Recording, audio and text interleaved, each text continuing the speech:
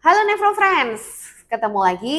Kali ini saya akan menjelaskan tentang sesak nafas yang sering dialami oleh pasien-pasien penyakit ginjal kronik. Apa aja penyebab sesak itu dan bagaimana cara membedakannya? Paling tidak untuk penanganan pertama atau kira-kira bisa menentukan kalian kapan sih keluarga kalian atau kalian sendiri harus ke rumah sakit untuk tindak lanjut.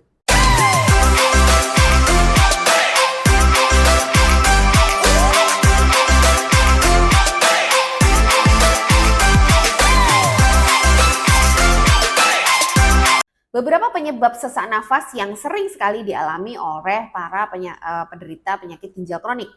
Yang pertama, adanya cairan di dalam jaringan paru atau yang kita sebut edema paru. Ini bisa terjadi terutama pada pasien-pasien penyakit ginjal kronik yang sudah stadium 3 ke atas atau mungkin mendekati stadium 5, di mana orang-orang ini sudah mulai mengalami overload syndrome. Jadi dia mengalami kelebihan air karena sudah terjadi penurunan yang signifikan dari fungsi ginjalnya. Jadi produksi kencingnya mungkin sudah sangat menurun, jadi terjadi kelebihan air di dalam tubuhnya yang lari ke paru-paru. Kalau kondisi edema paru ini biasanya gejalanya selain sesak ya, itu ada batuk, berdahak, dan batuk berdahaknya itu seperti berbusa dan ada darahnya. Jadi kalau keluarga Nevrofriends atau Nevrofriends sendiri mengalami penyakit ginjal kronik yang mungkin sudah stadium 3 ke atas, disertai penurunan produksi kencing dan ada sesak ditambah batuk yang berdahak disertai darah, hati-hati itu adalah suatu edema paru. Ini kondisi yang cukup berbahaya, kondisi yang gawat darurat, harus segera berobat ke dokter. Jadi kapanpun bila terjadi ini segera pergi ke UGD. Penyebab sesak kedua, adanya cairan di kantong paru-paru yang disebut efusi pleura. Nah, ini biasanya dampak dari edema paru juga, dampak dari overload syndrome tadi. Jadi biasanya juga terjadi pada orang-orang yang sudah mengalami PGK itu stadium 3 ke atas kalau ini terkait overload syndrome. Jadi adanya cairan di kantong paru-paru. Nah, ini sebenarnya solusinya agak berbeda dengan edema paru tadi, gejalanya juga agak berbeda. Kalau yang efusi pleura ini dia lebih keluhannya lebih di sesak ya, jadi sesaknya lebih dominan dibanding batuk berdahaknya gitu. Bahkan mungkin kadang-kadang tidak batuk kecuali memang ada radang di paru-parunya, itu bisa ada batuknya. Tapi biasanya yang sering adalah sesak. Selain itu efusi pleura pada penyakit ginjal kronik ini juga sering terjadi kadang-kadang itu di satu sisi ya, sebelah kiri aja atau kanan aja atau kadang kedua sisi. Kalau ini terkait dengan overload syndrome tadi, biasanya di kedua sisi atau di sisi kanan duluan, sisi kirinya sedikit. Tapi kalau hanya di satu sisi aja, ini bisa jadi ada infeksi juga. Misalnya infeksi TBC yang paling sering ya, karena pada orang-orang dengan penyakit ginjal kronik itu daya tahan tubuhnya juga turun, jadi sering juga mengalami infeksi TBC. Nah, kalau memang ada infeksi TBC, keluhannya biasanya disertai juga gejala infeksi ya, misalnya demam yang naik turun dalam jangka panjang lebih dari 1 bulan, penurunan berat badan, ada batuk yang kering gitu, ada nyeri dada di bagian yang ada cairannya, itu menjadi gejala-gejala tambahan efusi pleura yang terkait dengan infeksi. Selain itu, efusi pleura pada penyakit ginjal kronik juga bisa terjadi karena uremik. Jadi uremik itu adalah terlalu banyaknya sampah-sampah protein atau ureum yang ada di dalam tubuh karena fungsi ginjal yang berkurang tadi. Jadi adanya uremik itu bisa menyebabkan keradangan di selaput paru tadi yang akhirnya menyebabkan terjadinya penumpukan cairan juga di situ. Biasanya terjadi di 2 tempat ya, kanan kiri. Dan gejalanya mirip sekali dengan efusi pleura pada overload syndrome tadi, tapi tidak disertai overloadnya. Jadi tidak ada overload di tempat lain, tidak ada bengkak, tidak ada edema paru ya.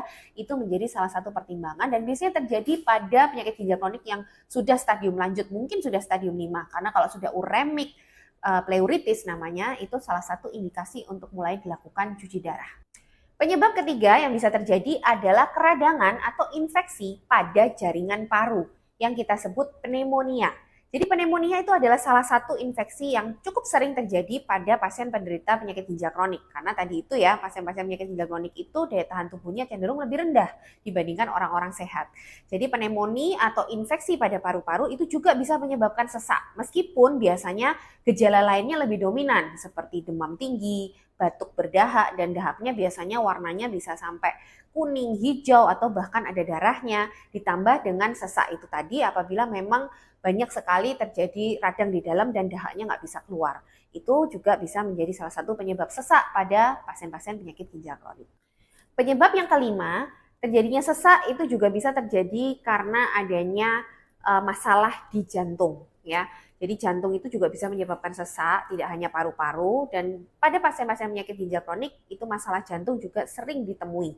Mulai dari gagal jantung, kalau gagal jantung tuh nanti ujung-ujungnya ke overload tadi ya.